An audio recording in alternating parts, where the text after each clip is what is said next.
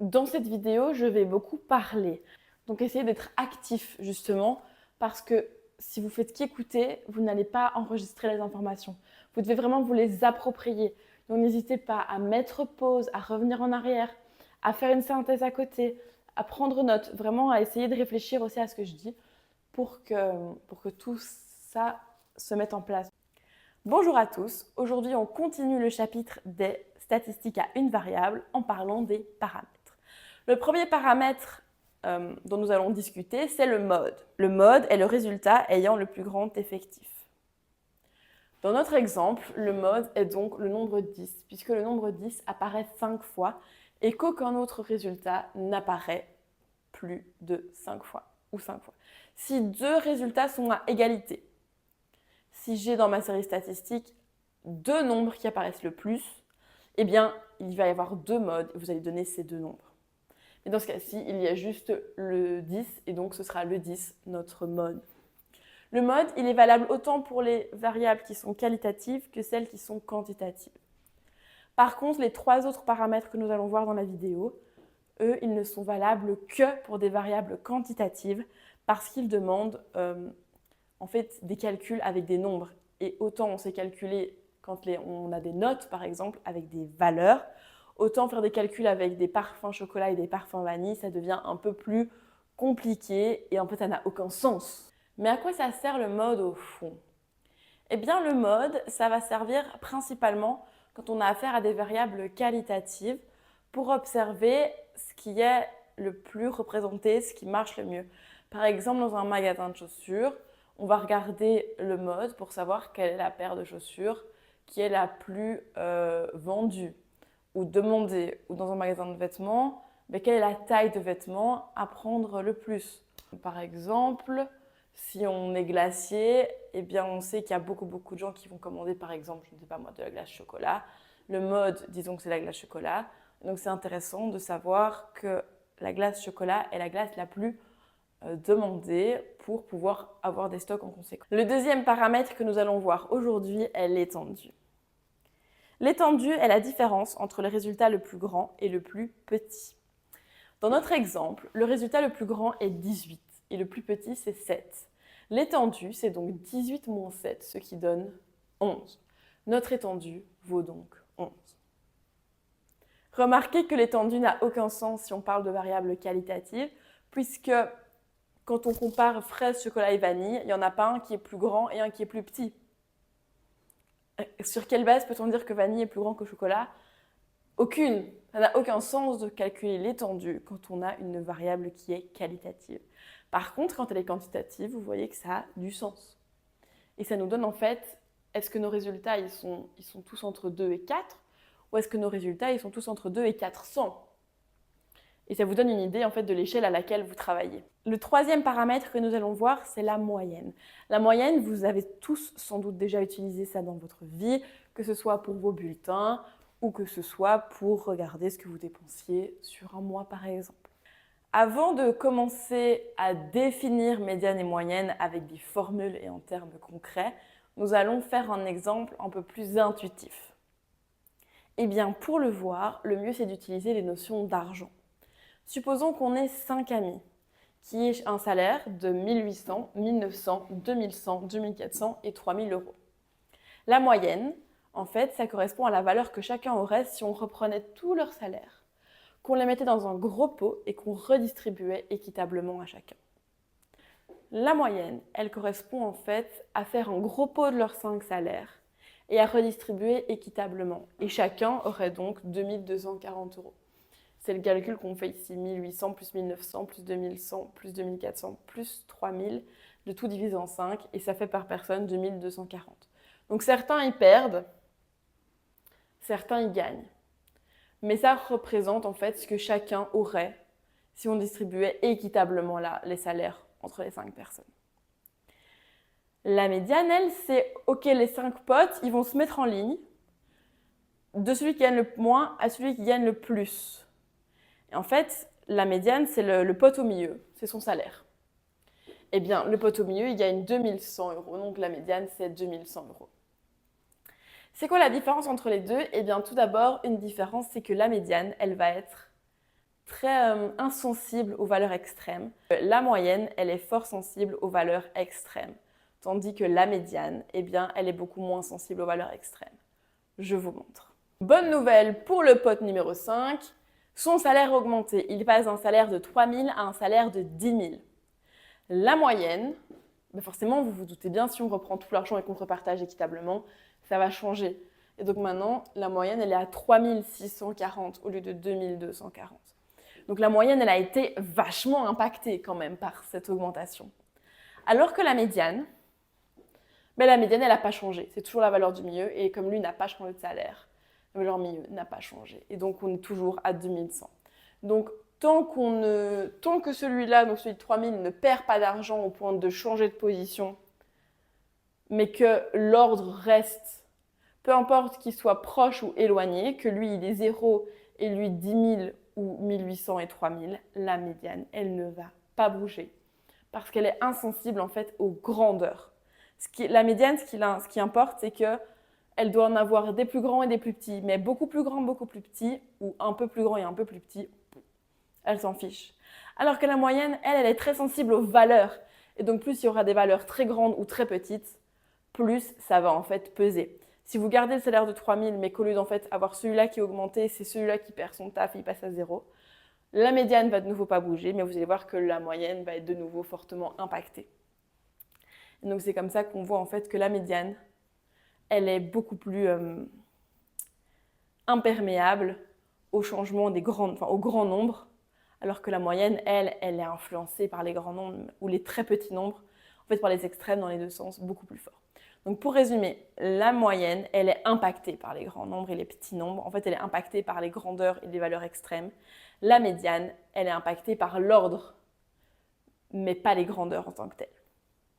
Maintenant que nous avons vu à quoi pouvaient servir la moyenne et la médiane et la différence entre les deux, nous allons les définir proprement et donner leur formule exacte. La moyenne, on va la noter x bar. Et comment on la calcule? La moyenne d'une série statistique notée x bar est la valeur que tous les individus de la série auraient s'ils étaient tous identiques. Elle se calcule de la manière suivante. On fait la somme de tous les résultats qu'on divise par le nombre d'individus de la population. Autrement dit, qu'on divise par l'effectif total. Cette formule, elle est représentée ici de manière un petit peu différente.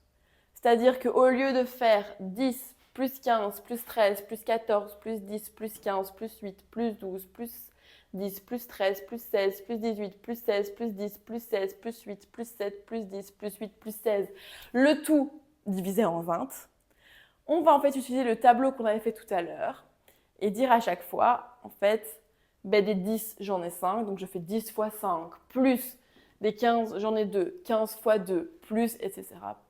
Et en fait, ça va vous permettre de synthétiser. Et c'est ce qui est marqué ici, en fait. C'est 1 sur n, donc 1 sur l'effectif total, fois la somme, en indice i, des xi fois ni. Et là, vous voyez, c'est important que les i soient coordonnés.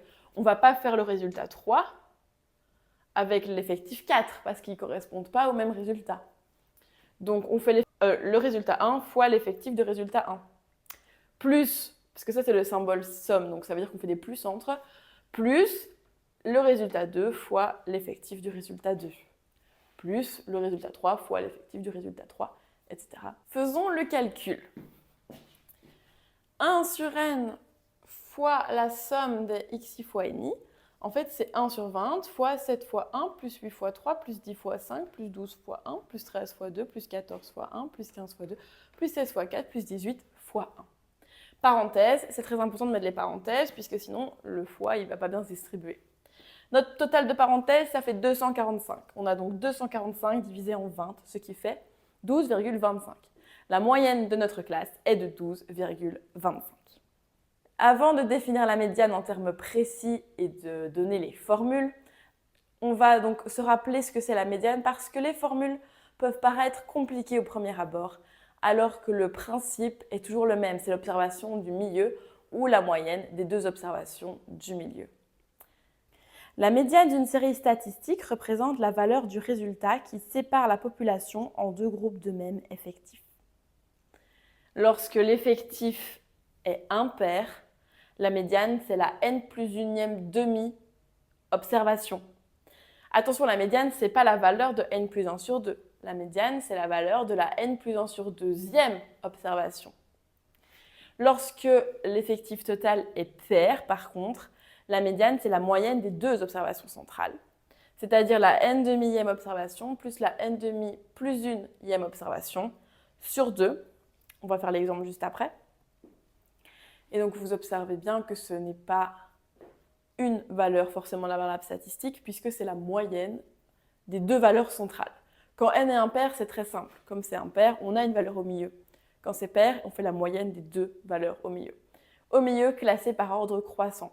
C'est-à-dire que je ne peux pas juste aller regarder dans ma série ici la valeur milieu parce que ce n'est pas classé de manière croissante et donc ça ne va pas fonctionner. Mais on va faire l'exemple juste ici pour que vous compreniez mieux de quoi il s'agit. Dans la série statistique suivante, 2, 3, 6, 8, 9, vous remarquez que je les ai déjà classés par ordre croissant. La médiane, c'est la valeur milieu. Alors quand on n'a que 5 valeurs, c'est facile à voir, c'est le 6. Mais vous voyez que la formule, elle marche. Si vous prenez la n plus unième sur deuxième observation, ça fait quoi? Ça fait 5 plus 1, 6 divisé en 2, 3. La troisième observation, 1, 2, 3. C'est bien le 6. Et vous pouvez essayer chez vous et vous verrez que peu importe le nombre de valeurs que vous prenez ici, tant que c'est impair, la formule vous donnera toujours la valeur au milieu. Enfin, le numéro de l'observation au milieu. Après, il faut encore aller regarder sa valeur. Lorsque n est pair, nous avons ici 6 nombres, 1, 2, 4, 6, 7 et 9, classés par ordre croissant. La médiane, c'est donc la moyenne des deux nombres centraux, donc la moyenne de 4 et 6 et 5. Ça fait donc 5. On va voir que la formule donne bien 5, puisque nous avons la n demi-ième observation, ce qui fait 6 sur 2, troisième observation, plus n demi plus unième observation, donc n demi, ça fait 6 demi, 3 plus 1, 4. Si on prend la troisième observation, on additionne la quatrième observation et on divise par 2. On a bien la troisième qui est 4 et la quatrième qui est 6. 4 plus 6 divisé en 2, 5. Ici, c'est possible que vous ayez des nombres à virgule parce que ça ne tombe pas forcément juste, la moyenne des deux nombres. Revenons à notre exemple. Dans notre exemple, nous avons soit notre série comme ça, mais elle n'est pas classée. Donc une possibilité, c'est de la réécrire ordonnée et de prendre l'observation du milieu. Alors ici, comme ils sont 20, ça va être la moyenne des deux observations centrales. Soit on le fait à l'aide de la formule et de nos effectifs directement, au lieu de tout recopier. Parce qu'ici, il y a 20 observations, donc c'est faisable. Si je vous en donne 400, vous ne savez plus faire ça comme ça. Donc je vais vous montrer la formule à l'aide du tableau. Nous avons ici donc le tableau de tout à l'heure, dans l'autre sens, avec les résultats, les effectifs et les effectifs cumulés. Ce que nous voulons trouver, c'est la médiane de notre série de 20. Nous allons donc calculer en fait la formule et remplacer les bonnes observations. On veut la n demi-ième observation. N c'est 20, donc la n demi-ième observation c'est la 10e observation, plus la 11e observation, le tout sur 2. On va trouver la 10e observation grâce aux effectifs cumulés.